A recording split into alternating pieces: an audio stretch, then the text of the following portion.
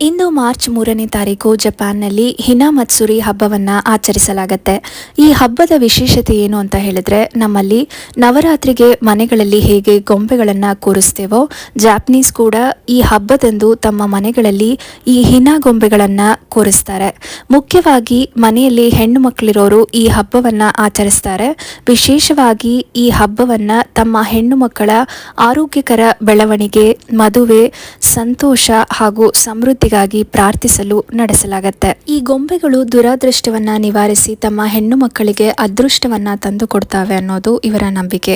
ಈ ಗೊಂಬೆಗಳಲ್ಲಿ ಮುಖ್ಯವಾಗಿ ರಾಜ ಹಾಗೂ ರಾಣಿ ಗೊಂಬೆ ಹೊಂದಿರುತ್ತೆ. ಕೆಳಗೆ ವಾದ್ಯ ನುಡಿಸುವ ಮಕ್ಕಳು, ಕಾವಲುಗಾರರು ಮತ್ತು ಸುಂದರವಾದ ಪೀಠೋಪಕರಣಗಳು ಇರುತ್ತೆ. ಈ ಹಬ್ಬದ ವಿಶೇಷತೆನೆಸು ಈ ಹಿಶಿ ಮೋಚಿ. ಇದು ಗುಲಾಬಿ, ಹಸಿರು, ಬಿಳಿ ಬಣ್ಣಗಳ ಸಿಹಿ ತಿಂಡಿಯಾಗಿರುತ್ತೆ. ಮತ್ತಷ್ಟು ಜಪಾನ್ ಸುದ್ದಿಗಾಗಿ ನನ್ನ ಚಾನಲನ್ನು ಫಾಲೋ ಮಾಡಿ ಅಂತ ಕೇಳ್ಕೊತಾ